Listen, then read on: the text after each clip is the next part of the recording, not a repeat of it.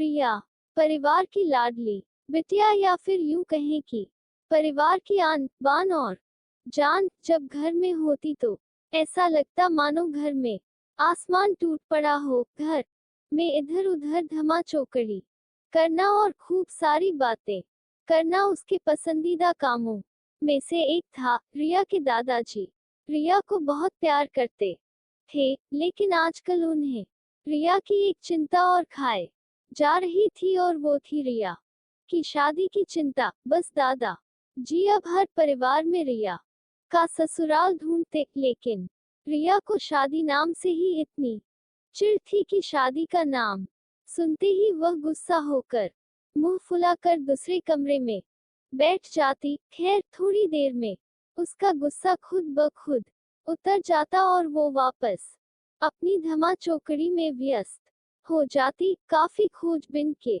बाद भी रिया के दादाजी को कोई ऐसा परिवार नजर नहीं आया जहां वे अपनी लाडली बिटिया की शादी कर सके। इसलिए उन्होंने अपने बचपन के दोस्त से इस बारे में राय लेने का निश्चय किया। बस फिर क्या था, वे अपने दोस्त गरीबलाला से मिलने बरेली की ओर निकल पड़े। अगले दिन जब वह बरेली पहुंचे तो गरीबलाल ने स्टेशन पर ही उनके लिए गाड़ी भेज दी थी। 10 साल बाद अपने बचपन के दोस्त से मिलने के लिए वे भी बड़े उतावले थे। गाड़ी धीरे धीरे गरीबलाल के घर की ओर बढ़ी।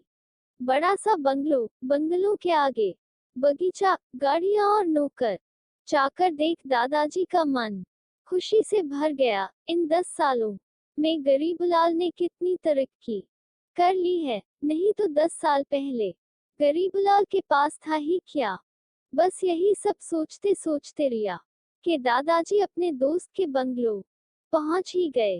गाड़ी की हॉर्न की आवाज के साथ ही गरीबलाला घर के बाहर अपने दोस्त के स्वागत के लिए आ गए थे। अपने दोस्त को गले लगाकर वे दादाजी को अंदर ले गए। घर अंदर से भी काफी शानदार था। अपने दोस्त की संपन्नता को रिया शिखा के दादाजी भी फुले नहीं समाये। चाय नाश्ता के बाद गरीबलाला ने उनके खास दोस्त से आने का कोई खास कारण पूछा। दादाजी ने पोती की शादी के लिए एक अच्छा सा परिवार ढूंढने की का काम सौंपते हुए बिटिया का फोटो गरीबलाला के हाथ में सौंप दिया। गरीबलाला भी अपने बेटे विक्रम के लिए एक सुयोग्य कन्या की तलाश में थे। तीखे नैन नक्श चेहरे पर तेज और एक बार में ही किसी को पसंद आने वाली रिया बिटिया को फोटो में देखकर ही उन्होंने रिया को अपने घर की बहू बनाने का फैसला कर लिया। गरीबलाला इतना सोच ही रहे थे कि इतने में उनका बेटा विक्रम आ गया। विक्रम ने दादाजी के पैर छुए और हाल चाल पूछने के बाद ऑफिस की और निकल गया। विक्रम के जाने के बाद गरीबलाला ने अपने दोस्त से विक्रम और रिया के संबंध के लिए पेशकश की। रिया के दादाजी को लगा जैसे गरीबलाला ने उनके मुंह की बात छीन ली हो। खैर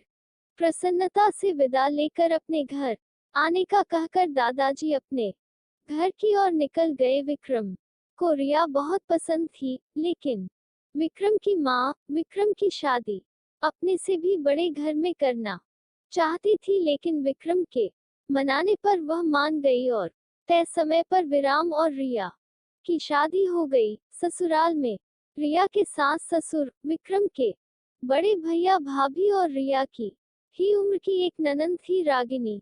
अपनी सादगी और सबका अच्छे से ख्याल रखने के कारण रिया ने घर में सबके दिलों में जगह बना ली, लेकिन अपनी तमन कोशिशों के बावजूद अपनी सासू माँ का प्यार पाने में असफल रही। वह रिया के हर काम में कुछ ना कुछ गलती निकाल ही देती थी। अपनी शादी की रात को ही विक्रम ने रिया से साफ साफ कह दिया था कि घर के किसी भी मामले में मैं बिल्कुल नहीं बोलूंगा, ना तो मैं किसी बात पर माँ से बहस करूंगा और ना ही तुम्हारा साथ दूंगा। तुम्हें अपनी समझदारी से ही काम लेना होगा। लेकिन रिया की लाख कोशिशों के बावजूद भी सासू माँ के व्यवहार में कोई परिवर्तन नहीं आ रहा था। रिया कि नंद जरूर उसकी माँ से रिया भाभी के प्रति इस तरह के व्यवहार पर उलझ जाती, लेकिन इससे भी केवल बात बढ़ने के अलावा कुछ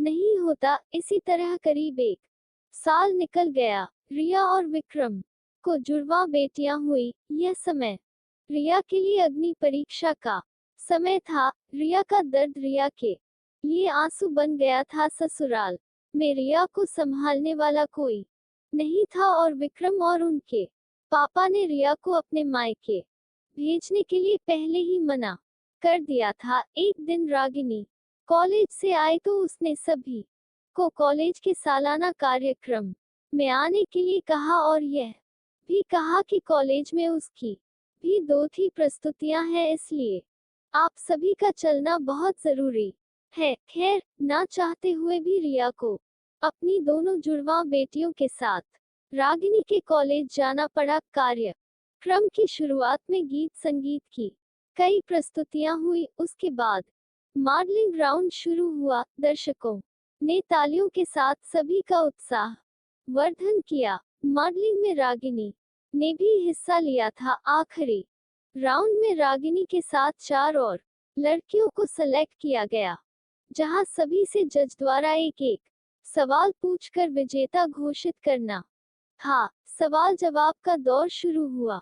इसी कड़ी में जज साहिबा ने रागिनी से सवाल पूछा, अगर घर में तुम्हारी माँ और भाभी में से किसी एक का साथ देना हो तो तुम किसका साथ दोगी? पूरे सदन में खामोशी छाई थी।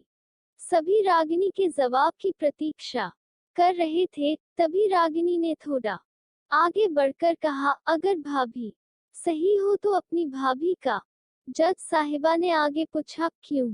रागिनी ने जवाब दिया, क्योंकि मुझे भी कल किसी की भाभी बनना है। जवाब सुनते ही पूरे सदन में तालियां गूंज उठी। सभी रागिनी की सोच और उसके सटीक जवाब की प्रशंसा कर रहे थे। रागिनी को विजेता घोषित किया गया। पुरस्कार लेने से पहले रागिनी ने सभी से कुछ कहने के लिए माइक थामते हुए कहा, हर बेटी अपनी माँ से बहुत प्यार करती है और माँ भी अपनी बेटी के दिल के सबसे करीब होती है। इसी तरह हमारे घर की बहुएं भी तो किसी की बेटियां हैं। आज हम किसी की बेटियां हैं, कल से किसी की भाभियां और बहुएं बनेंगी। अगर कल से हमें कुछ दैक हुआ तो हमारी माँ को भी दैक होगा और इसी तरह हमारे घर की बहू को दैक हुआ तो उनकी माँ को भी दैक पहुँचेगा। और इस दुनिया में किसी भी इंसान को किसी की भी माँ को दैक पहुँचाने का कोई हक नहीं है। इसीलिए हर सांस अपनी बहू को अपनी बेटी समझे तो आगे चलकर उनकी बेटी भी खुश रहेगी। रागिनी के इतना कहते ही पूरा सदन एक बार फिर तालियों की गड़गड़ाहट से गूंज उठा। तालियों की गड़गड़ाहट के बीच ही शिखा की सांस ने रिया को गले से लगा लिया।